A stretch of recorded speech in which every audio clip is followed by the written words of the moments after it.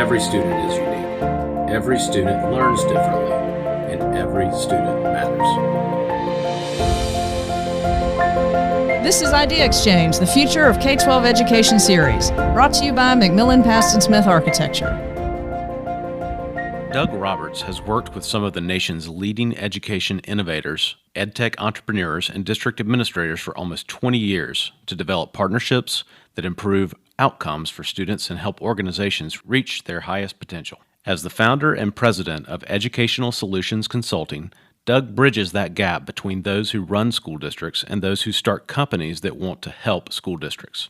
A Princeton graduate, Doug is a former public high school social studies teacher and EdTech business development executive who earned his Master's of Education in Teaching and Curriculum from Harvard University Graduate School of Education. Education is not often thought of as an innovative space. More often, we tend to believe that the way we were taught is the way our children ought to be taught and that future generations should be taught. Think about that just for a moment. And I think if you think about that, you'll realize that things have changed over the last several years, specifically in the last few decades broadly. We're asking students to have different skill set than we have in previous generations. That ranges from technology interconnectedness to collaborative job performance, among many, many others.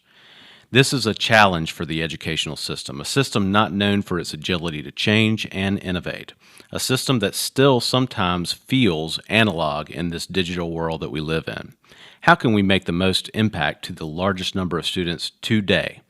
Should we continue to do the same thing over and over again and expect different results?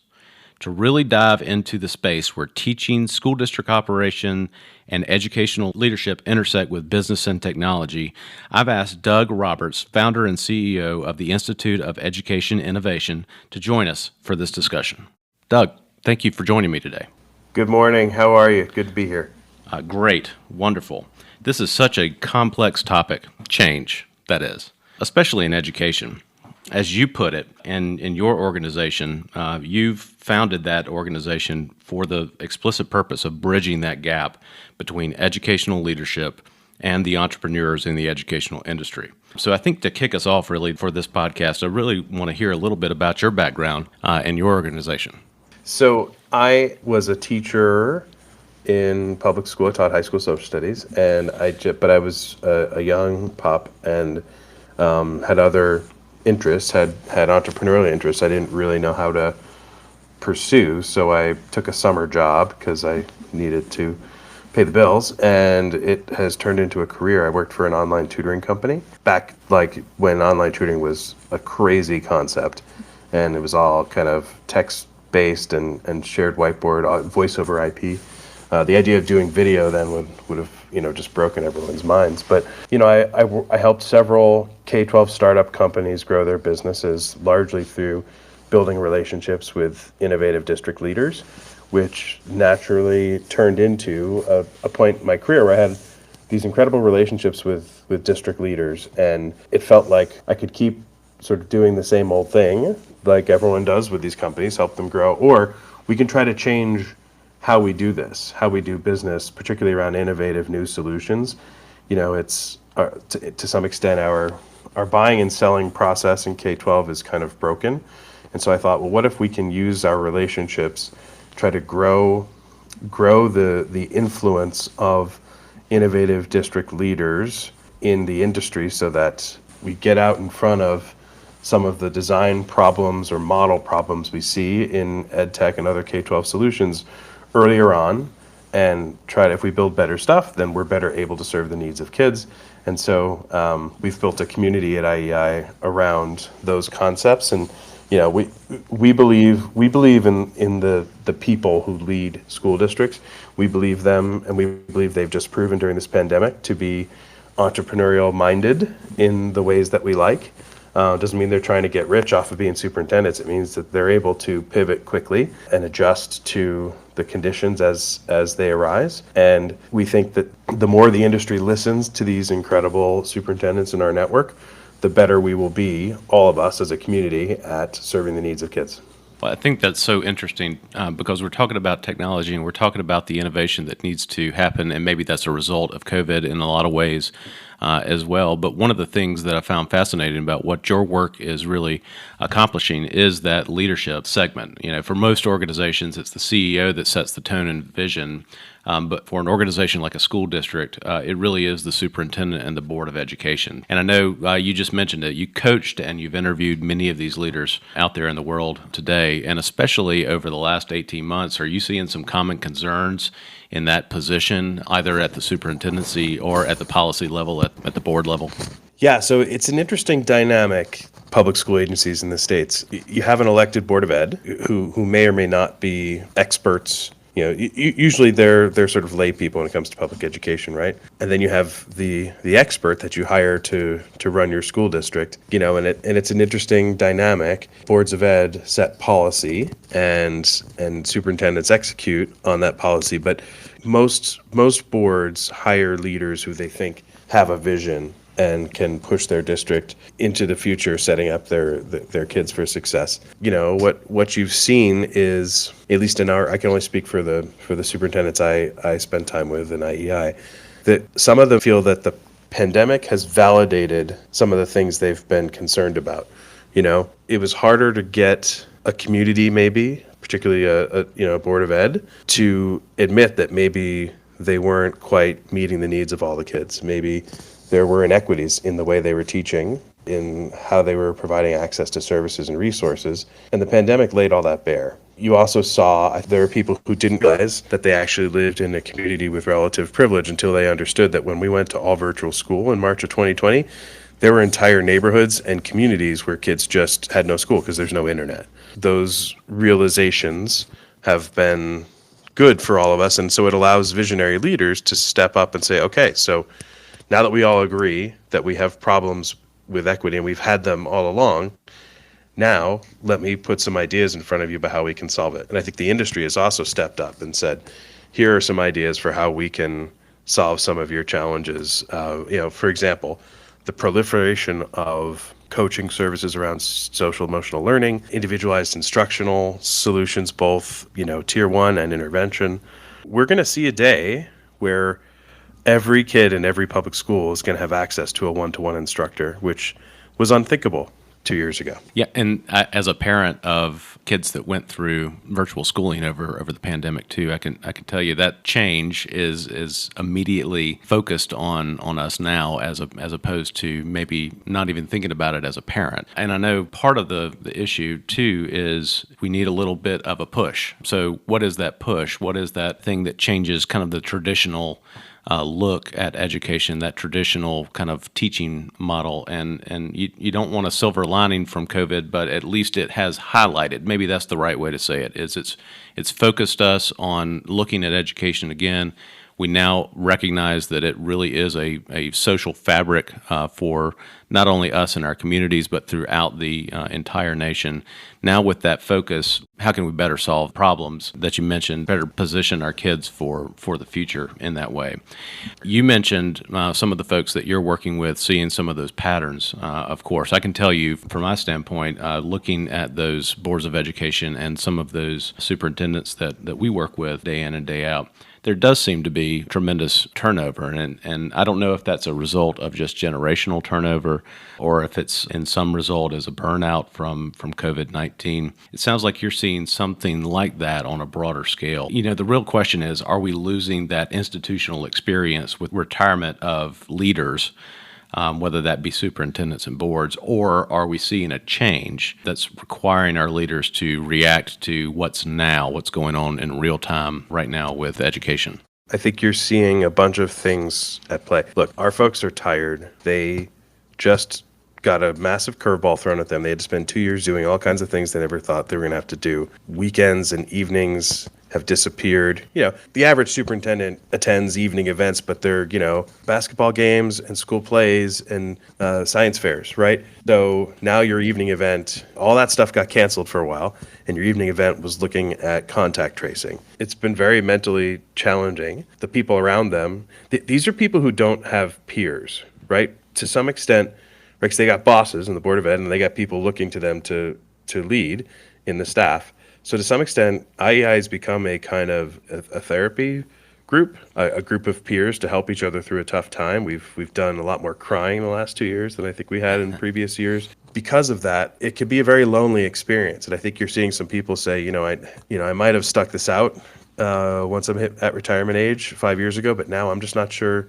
I'm not sure this is the kind of leadership I want to do. I'm thinking I'm gonna, when I'm at retirement age, not negotiate a new contract and move on. You're seeing people who might otherwise have stuck around move on. Now look, we started this whole conversation talking about how there were some things that probably needed to change, and some leaders weren't able to make that case until this pandemic. So sometimes the institutional knowledge walking can actually be institutional lethargy, but that there can be a if it ain't broke, don't fix it mentality. And so there's an opportunity here with new people stepping up and new fresh perspectives. It's also a great opportunity for people who want to lead and want to step into these roles to step up. Now, here's the thing. We have to be intentional as leaders about looking for and cultivating the leadership talent on our teams. And that's something we've been talking about a lot, like going out and looking for it. Look in places you might not have looked before. Look at classroom teachers. Look at, we have a problem in the superintendency that the overwhelming majority of them are older white men, right? Let's look at some younger folks. Let's look at some people of color. Let's look at women. Paucity of women in superintendent roles, and a lot of us, including me, are worried that's going to get worse as people move on. So we have to continue to look for talent and cultivate talent and be intentional about grooming the next generation of leaders, because this is going to be, we're expecting more than double the amount of turnover in district leaders this year. But wow, this too shall pass, and it's an opportunity for us to get some things right, like a more diverse district leadership core would be good for all of us, because there's pretty clear data that kids learn better when they see people in authority who look like them. So I see opportunity, but I also I'm worried about increased turnover. I'm worried about districts that are very complex, large systems, hiring superintendents out of small districts because there just aren't as many people stepping up. So who's going to support those folks when they're in those jobs? Obviously, we have a way of doing that at IEI. Everybody who's stepping into a job, a big job from a small job, I hope they will, again, be intentional about connecting with peers, having peers to have your back, having mentors who can help you in those tough times. You're seeing it. This is kind of a cool trend that I'm seeing, and I would love to see more of it, and we're here to help support it. You're seeing districts hire retired, pretty veteran pro superintendents, if you will, to director or deputy positions, with an understanding that you can kind of put in a 40-hour week to be the mentor for the new superintendent. That's a pretty cool model. If a district's budget can handle it, we just saw that with our friend an advisor to IEI, Dr. Dwight Jones. He had a deputy position, I think, for equity and inclusion in Denver Public Schools, as Alex Marrero took over as superintendent.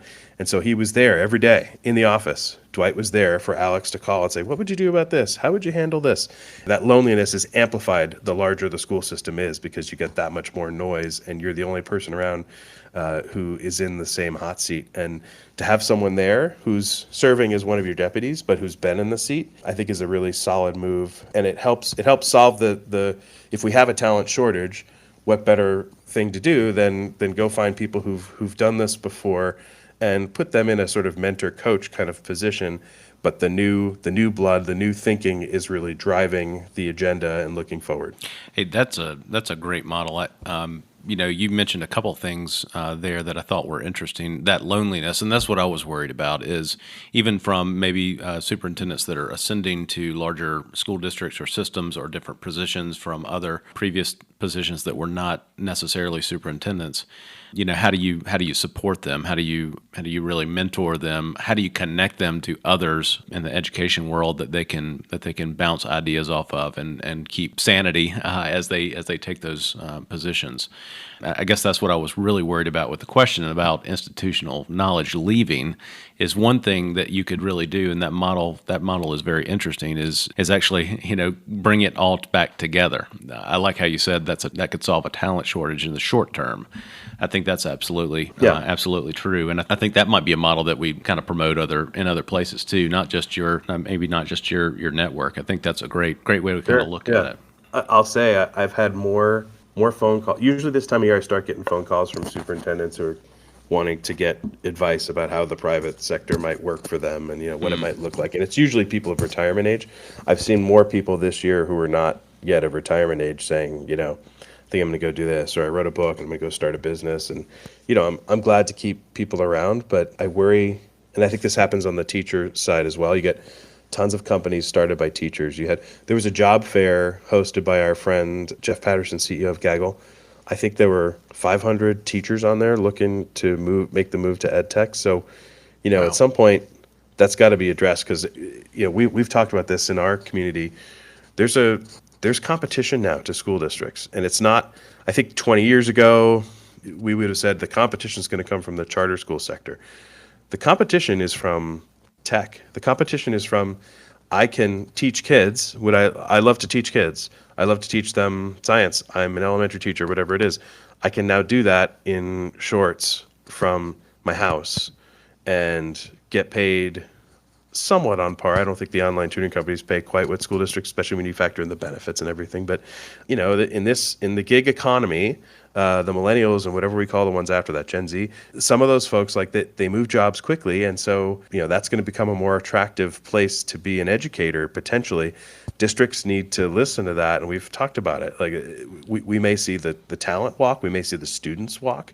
The geographic boundary of the school district is no longer as impermeable as it used to be. Let's take that path down just a little bit more, because I think that's an interesting conversation. Because pairing that with every student can now, or potentially in the near future, be able to get one-on-one, not one-to-one, but one-on-one instruction.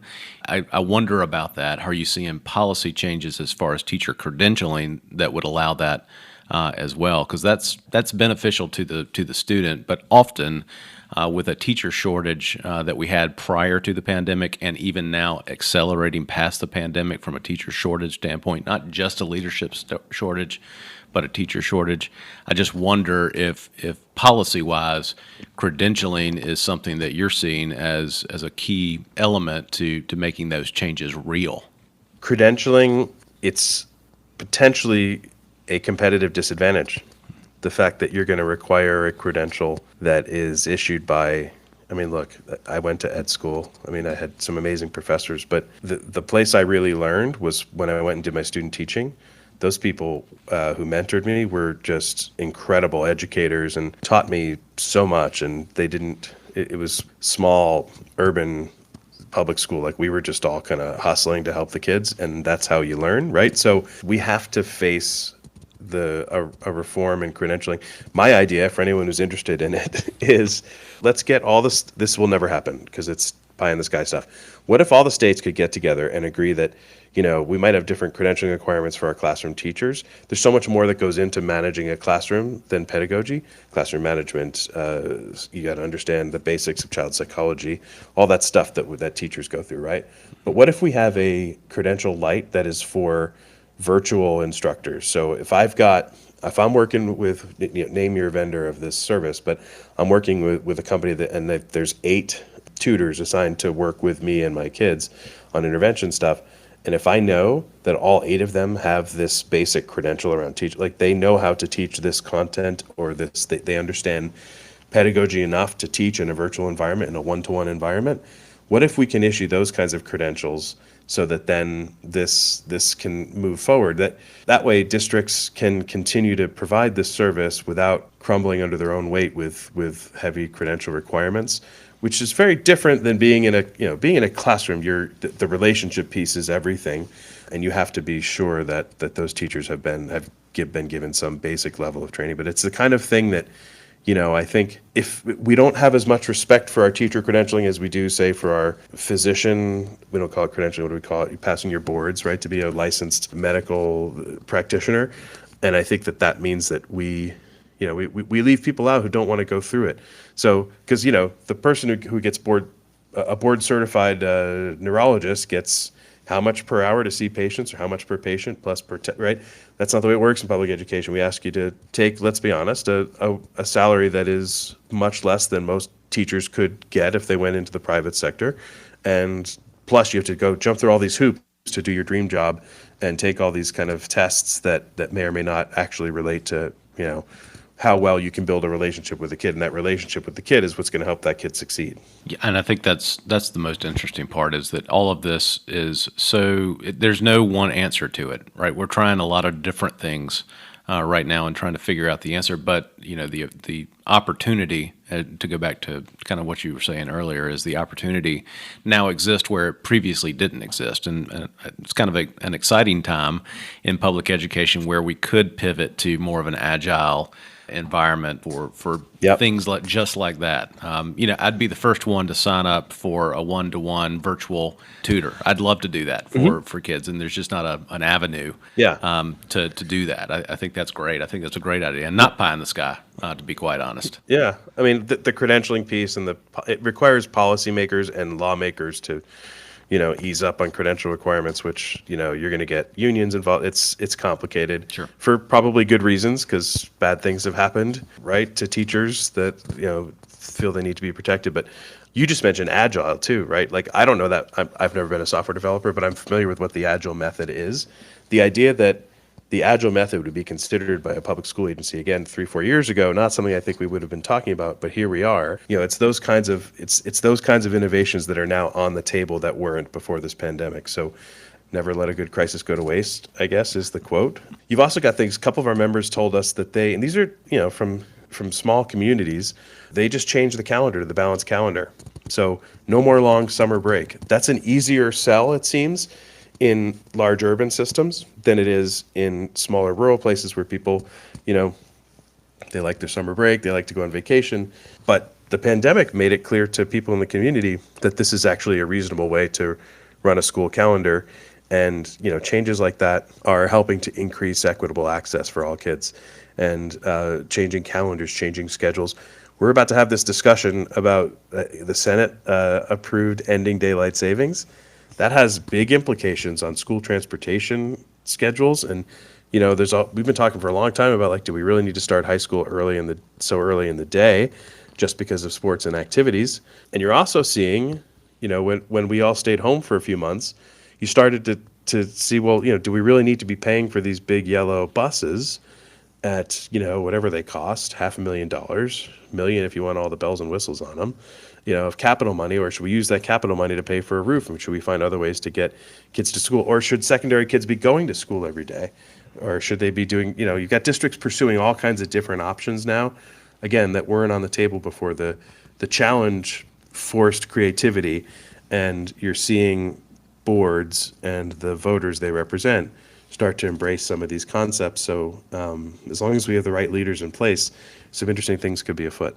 Very interesting dialogue there, Doug. So pivoting just a little bit, right, because leadership, I think, is really, really important. All of those innovations around kind of the educational environment. But you also, in addition to having that aspect of your company, you're also looking at applications. You're also coordinating with entrepreneurs. You're also looking at business folks that really want to serve the ed tech environment. Tell us a little bit about that. How have you seen that really adapt and change over the short course of the last 2 years? I'm sure, but how is that affecting the educational delivery or the educational model that we have out there today? All right, so the way you do business with a school district has changed in a way I never thought was possible. So when I used to have, before I started IEI, I was a consultant. I had a consulting business. We helped startup companies in particular, but all kinds of companies grow their relationships and grow their business from, and in this business, relationships are everything. And if you don't know people yet, you need to find a way to get to know people, right?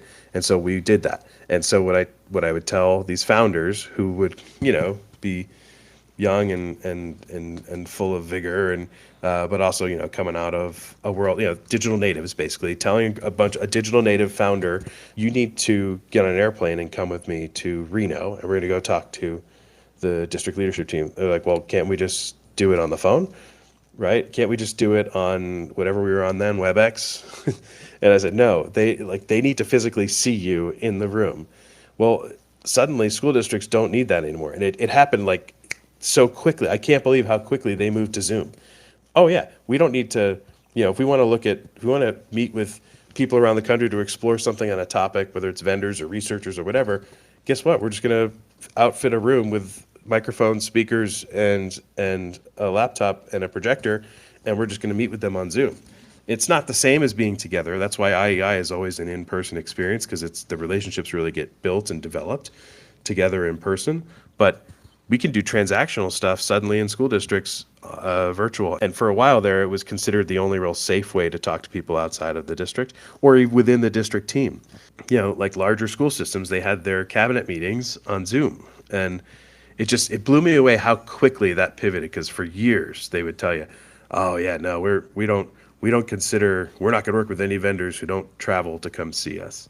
And then for a few years it was like, all right, you got to come here once, then we can do the rest of the stuff on Zoom. And then boom, all of a sudden everything is, RFP processes now, like you submit a document, then the interviews are often by Zoom. It's changed, and I think in a good way, it's allowed districts to quickly survey the landscape of solution providers. The days of, we're only going to talk to companies that are represented by people we've known for a long time who've taken us to lunch, like that's gone. And I think it creates more opportunity for all different kinds of companies. It democratizes the buying and selling landscape, and I think that's a really good thing. I think that's great.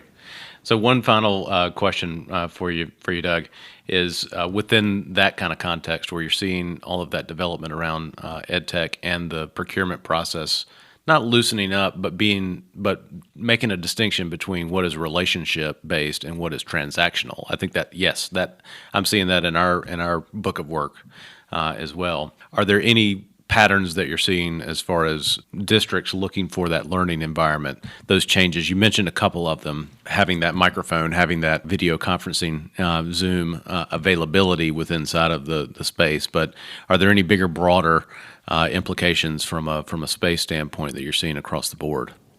You're seeing an emphasis on just in the way you organize the spaces in schools, on equity, on mental health, on wellness. You're seeing teacher wellness rooms get established, where it's a place where you can go and meditate, do yoga, but it's becoming a sort of common trend. You're seeing meetings get organized more around celebrating wins and congratulating, pumping people up for the victories they've had, in terms of kind of making sure that staff feel that they are being recognized for all the hard work they're doing. You're seeing a lot of software solutions come out around the social emotional well-being of kids, but I think you're also seeing structures of classroom specials in elementary, art, music, phys ed. That's what I mean by specials, right? They call them different places, different things, different places, but you're seeing those all integrate wellness and social emotional pieces into their work. So you're seeing district offices change how they're structured. I mean, I've been in a lot less of them in the past couple of years than normal, but you're seeing more kind of transparency. You've got superintendents doing things like sitting out in a large room instead of kind of being ensconced in a corner office behind three secretaries. The role of the superintendent too, as a kind of an emotional leader, as somebody who can provide comfort. I think they've seen their roles kind of change, and that's caused them to want to be out more in the school. So you're seeing a lot of these kinds of physical changes happen as we all come through it. Yeah, we've also seen tough stuff, like the stuff that's happening at board meetings in some places right now, where it seems that there's an attempt to politicize, bring in sort of national political talking points that you'd hear, in a Supreme Court justice hearing or on a cable news program, and trying to bring that to the school board. That's caused some hardening of our school board meetings in some cases. School resource officers having to be at board meetings, being armed, worried about the safety of the board members. My own district, where my kid goes, a plan for what to do if the people at the school board get rowdy. They had to shut it down for take a 5-minute recess at one point because they were getting screamed at. It's been a couple of years that we've all been through here, And my hope is that I'm looking forward to summer, and I hope we'll see some of that kind of negativity, get a little bit more back to normal. And I always tell people, I'm looking forward to our school board meetings being super boring again. Like, let's analyze all the lines of the budget. Yes, bore me to tears with all the capital projects we're doing, and the shifting of teacher aide positions from this school to that school, right? That's the boring stuff that I crave at Board of Ed meetings. No, absolutely.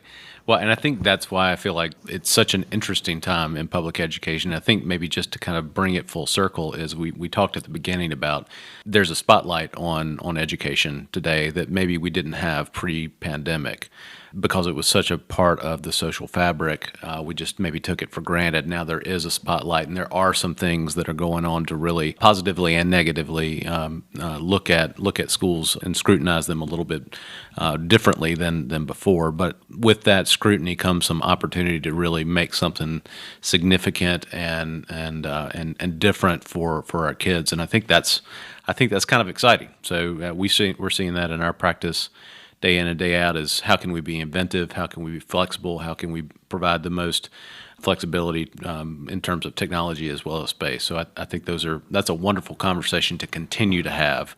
And I really just appreciate you joining us and talking through that. Anything that you want to add before we take off today? Yeah, I know I got a little bit kind of doom and gloom there. There's a lot about which to be hopeful, and I want to share a very specific anecdote because I think it tells the story of hope that we can all look forward to. Tomorrow, on Saturday, April 9th, in Kansas City, Missouri, there is a celebration afoot because Kansas City Public Schools, when IEI advisor and member Dr. Mark Bedell got there as superintendent, they had lost their accreditation. Like the state of Missouri took away their accreditation, which I guess means they weren't able to give diplomas that the state universities would recognize, right? So after his 6-7 year tenure there, they just won back their accreditation. And that is while fighting the challenges of a global pandemic.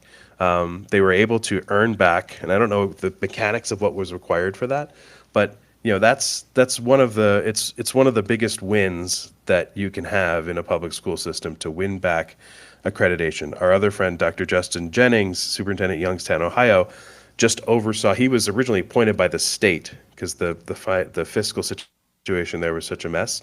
He's turned that around, and now the Board of Ed has been given control of their district again, and they just hired Justin as their superintendent. So he went from being the state's person to being the district superintendent. So believe in these leaders is my message. Believe in these people and help them be successful, and good things are going to happen for kids. And these are two school systems that were headed for real challenges. We're in real trouble, and now kids going to those schools can feel real proud that their school systems are world class. And I'm grateful to those two leaders and others among them for all the work they're doing. That's a great example of just how hard work and change and a really motivated leader can really impact a broad base of students every single day. So that's wonderful. Thanks, Doug, for joining us today. It's been a pleasure, and looking forward to maybe having you back on and talk a little bit more in the future. Thanks for having me. It's great to chat with you. Exciting show update here. You'll notice a new title moving forward. As our audience has grown, we'll now be known as the Future of Education podcast. We want to explore not just the K-12 experience, but a student's entire learning journey. Thanks for tuning in to Idea Exchange, the Future of K-12 Education series.